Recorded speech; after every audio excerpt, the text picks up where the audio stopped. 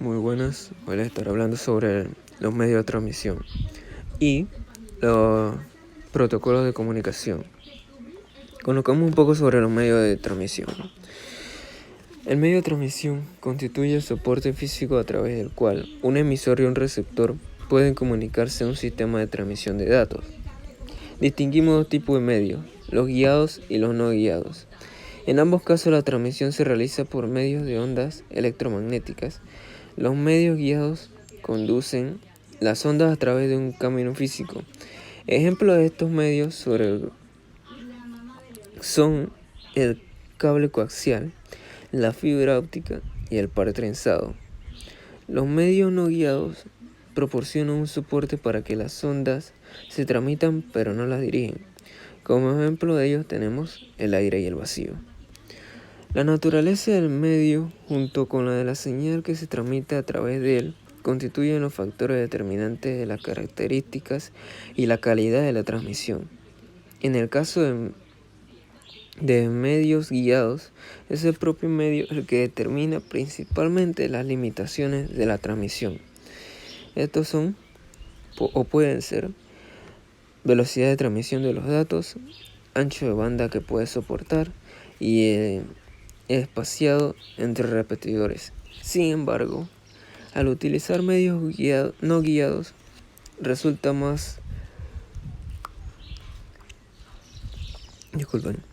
determinante en la transmisión el espectro de frecuencia de la señal producida por la antena que el propio medio de transmisión.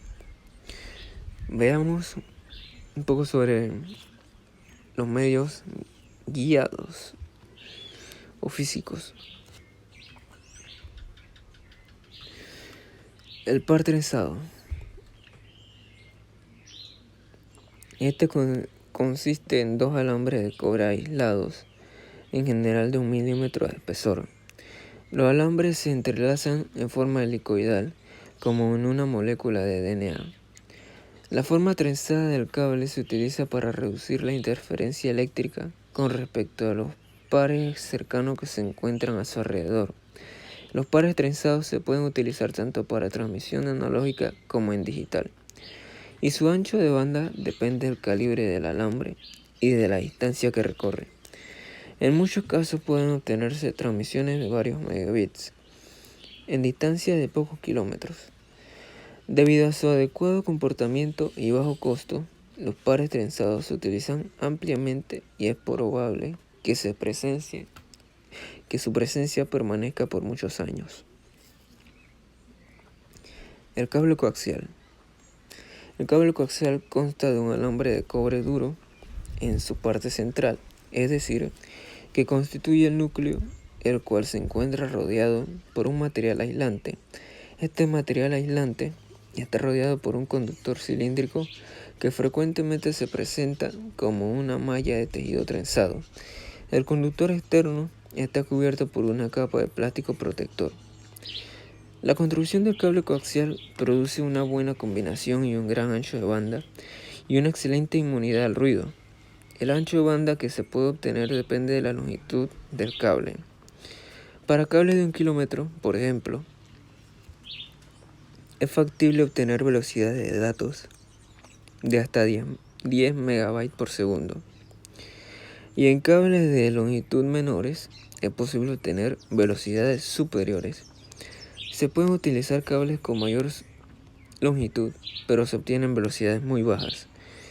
Los cables coaxiales se emplean ampliamente en redes de área local y para transmisiones de larga distancia del sistema telefónico. Continuamos con la fibra óptica. La fibra óptica es un cable de fibra que consta de 3 secciones concéntricas. La más interna, el núcleo, consiste en una o más hebras o fibras hechas de cristal o plástico. Cada una de ellas lleva un revestimiento de cristal o plástico con propiedades ópticas distintas a la del núcleo. La capa más exterior que recubre una o más fibra debe ser de un material opaco y resistente. Un sistema de transmisión transmisión por fibra óptica está formado por una fuente luminosa muy monocromática, generalmente un láser. La fibra encargada de transmitir la señal luminosa y un fotodiodo que reconstruye la señal eléctrica. Veamos lo que vendrían siendo los medios no guiados. El radio enlace de VHF y UHF. Esta banda cubre aproximadamente desde 55 a 550 MHz. Son también unidireccionales, pero a diferencia de las anteriores, la ionosfera es transparente a ellas. Su alcance máximo es de 100 de kilómetros y la velocidad que permite del orden de los 9600 bits por segundo. Su aplicación suele estar relacionada con los radioaficionados y con equipos de comunicación militares, también la televisión y los aviones. Tenemos también como medios no guiados las microondas. Además de su aplicación en hornos, las microondas nos permiten transmisiones tanto terrestres como con satélites. Dadas sus frecuencias del orden de 1 a 10 GHz, las microondas son muy direccionales y solo se pueden emplear en situaciones en que existe una línea visual que une emisor y receptor.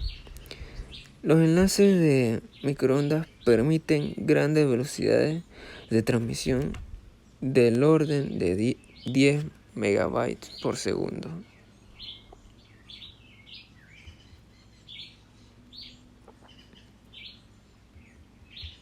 Ahí tenemos principalmente los medios por los cuales se transmiten, ¿no? Los medios físicos, hablando.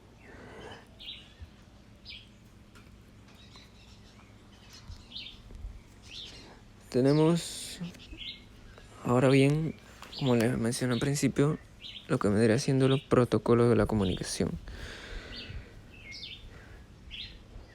Los protocolos de red son estándares y políticas formales conformados por restricciones, procedimientos y formatos que definen el intercambio de paquetes de información para lograr la comunicación entre dos servidores o más dispositivos a través de una red.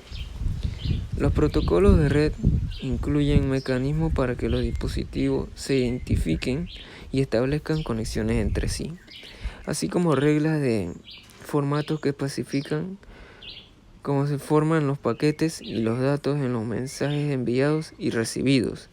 Algunos protocolos admiten el reconocimiento de mensajes y la comprensión de datos diseñados para una comunicación de red confiable de alto rendimiento. En cuanto a los tipos de protocolos para transmisión de datos en Internet, más importantes son el TCP, que esas serían sus siglas. El significado sería Protocolo de Control de Transmisión. Y también tenemos el IP, el Protocolo de Internet. De manera conjunta, el TCP/IP podemos enlazar los dispositivos que acceden a la red. Algunos otros protocolos de comunicación asociados a Internet son el POP, SMTP y HTTP. Estos son los utilizados prácticamente todos los días, aunque la mayoría de los usuarios no lo sepan ni conozcan su funcionamiento. Estos protocolos permiten la transmisión de datos desde nuestros dispositivos para navegar a través de los sitios, enviar correos electrónicos, escuchar música online, etc.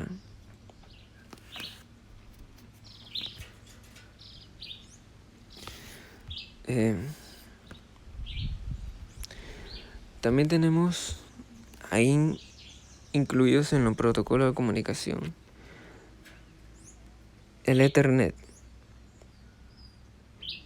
El Ethernet es un protocolo de red en niveles para aplicaciones de automatización industrial basado en los protocolos estándar anteriormente mencionados, TCP/IP utiliza los ya bastante conocidos hardware y software Ethernet para establecer un nivel de protocolos para configurar, acceder y controlar dispositivos de automatización industrial. El Ethernet IP clasifica los nodos de acuerdo a los tipos de dispositivos preestablecidos, con sus actuaciones específicas.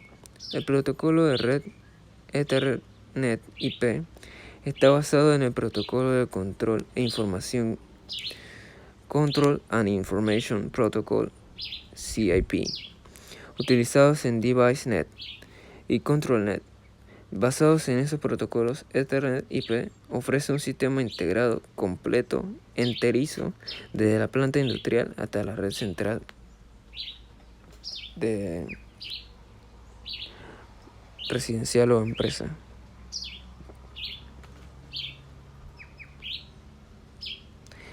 Veamos el TCP TCP/IP son las siglas de Transmission Control Protocol, Internet Protocol.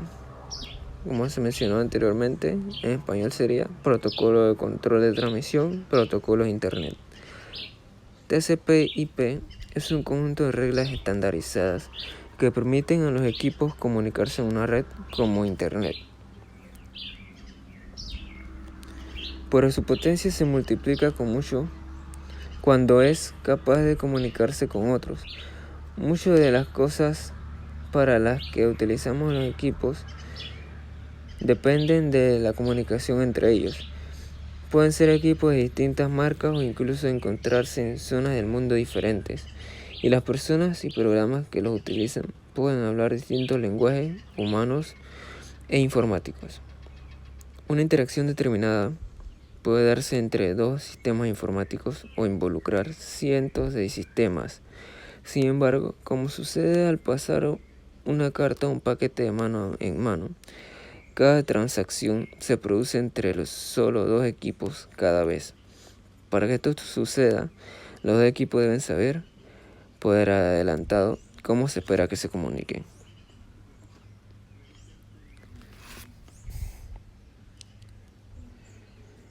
Veamos también en estos momentos otro medio de protocolo de comunicación, el cual sería el IPX-SPX,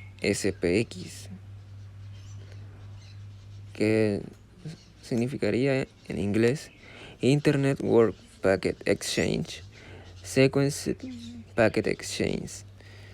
Es un conjunto de protocolos de red que proporcionan conmutación de paquetes y secuenciación para redes pequeñas y grandes. El IPX funciona en la capa de 3 del modelo de interconexión de sistemas abiertos y el SPX funciona en la capa 4. El IPX-SPX se diseñó como una alternativa del protocolo de control de transmisión, protocolo de Internet, TCP/IP. Estos protocolos comparten similitudes, pero tienen ligeras diferencias. El IPX-SPX es compatible con redes de área local o redes privadas y diferentes funciones de protocolo de comunicación. Por ejemplo, la función de protocolo de información de enrutamiento se utiliza para enrutar la información del servidor que proporciona un enrutamiento de datos óptimo. SPX está orientado a la conexión y se utiliza para enrutar información y funciones relacionadas con la conexión. Al igual que IPX no tiene conexión y contiene datos del usuario final como las direcciones IP. El protocolo NetBIOS es un protocolo de resolución de nombres que puede ser encapsulado sobre TCP/IP.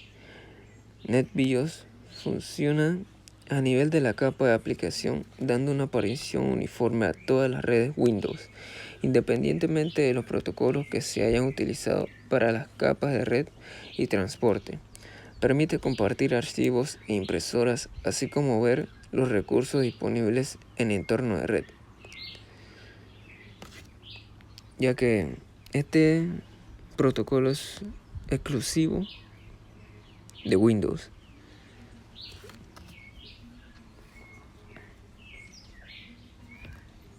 Tenemos el ARNet, arquitectura de red de área local que utiliza una técnica de acceso de paso de testigo como el token ring.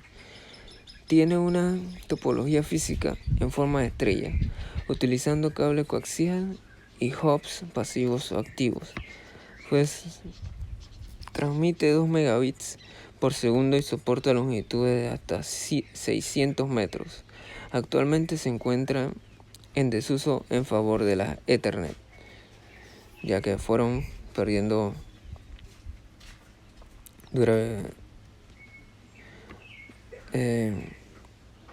la velocidad de su desarrollo fue disminuyendo.